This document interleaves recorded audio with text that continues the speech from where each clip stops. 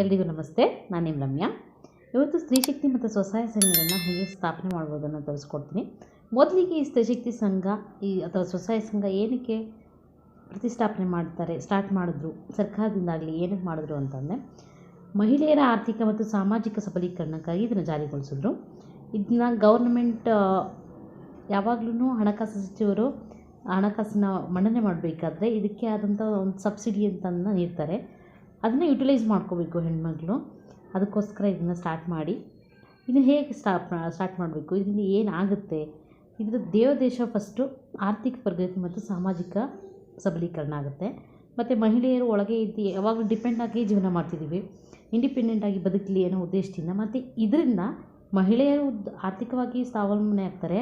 ಅದರ ಜೊತೆಗೆ ನಮ್ಮ ಸರ್ಕಾರ ಕೂಡ ಆರ್ಥಿಕವಾಗಿ ಬದಲಾವಣೆಯನ್ನು ಹೊಂದುತ್ತೆ. ಅದೇ ಹೆಣ್ಣೊಂದು ಕಲಿತಾರೆ ಶಾಲೆಯೊಂದು ತೆರೆದಂತೆ ಅಂತ. ಹೆಣ್ಣು ಆರ್ಥಿಕವಾಗೂ ಅಷ್ಟೇ ಸ್ವಾವಲಂಬಿಯಾಗಿ ಜೀವನ ಮಾಡಬೇಕು ಅನ್ನೋದೊಂದೇ ಮುಖ್ಯ ದೇಶ.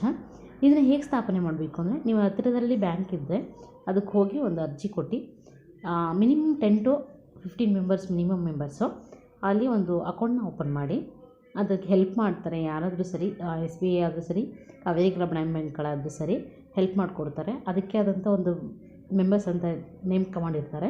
ಹಾಗಾಗಿ ಅವ್ರು ನಿಮಗೆ ಹೆಲ್ಪ್ ಮಾಡ್ತಾರೆ. ಅದರಿಂದ ಒಂದು ಸಂಘನ ಓಪನ್ ಮಾಡಿ ನಿಮ್ಮ ಸುತ್ತಮುತ್ತಲಿನ ಜನಗಳನ್ನೇ ಸೇರಿಸ್ಕೊಂಡು, ಅಂದರೆ ಒಂದು ಸ್ವಲ್ಪ ತೀರಾ ಅನ್ಎಜುಕೇಟೆಡ್ಸ್ ಆದರೆ ಅವ್ರಿಗೆ ಒಳ್ಳೆಯದು, ಬಟ್ ಅವ್ರಿಗೆ ಎಕ್ಸ್ಪ್ಲೇನ್ ಮಾಡೋಕ್ಕಾಗಲ್ಲ, ಮತ್ತು ನಮ್ಮಲ್ಲಿ ಕೆಟ್ಟ ಅಭಿಪ್ರಾಯ ಬರೋ ಹಾಗೆಲ್ಲ ಮಾಡ್ಕೋಬೇಡಿ. ಒಂದು ಸ್ವಲ್ಪ ಚೆನ್ನಾಗಿರೋಂಥವ್ರನ್ನ ಸೇರಿಸ್ಕೊಂಡು ಸ್ಟಾರ್ಟ್ ಮಾಡಿ. ಇದರಿಂದ ಗೌರ್ನಮೆಂಟಿಂದ ಸಬ್ಸಿಡಿಯಲ್ಲಿ ಸಾಲ ಕೂಡ ಸಿಗುತ್ತೆ. ಮತ್ತು ನಾವೇನೋ ಕೊಡ್ತಿದ್ದೀವಿ, ನಮ್ಮ ಮತ್ತು ಒಗ್ಗಟ್ಟಾಗುತ್ತೆ ಇಷ್ಟು ಜನ ಅಂತ ಟ್ರಿಪ್ ಹೋಗಲಿಕ್ಕೆ, ಅದಕ್ಕೆಲ್ಲ ಯೋಜನೆಗೆ ಚೆನ್ನಾಗಿರುತ್ತೆ. ಮತ್ತು ಒಳಗೆ ಕೂತಿರೋ ಹೆಣ್ಮಕ್ಳನ್ನ ಹೊರಗಡೆ ತಂದಂಗಾಗುತ್ತೆ.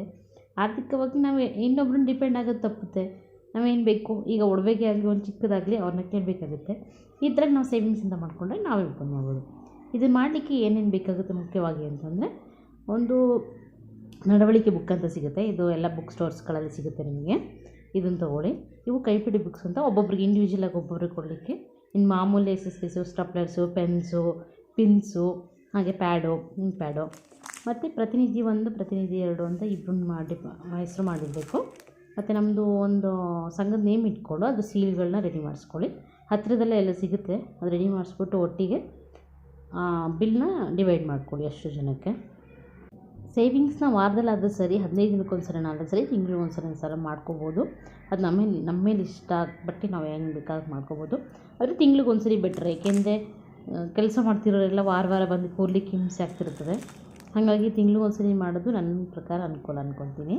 Thank you so much.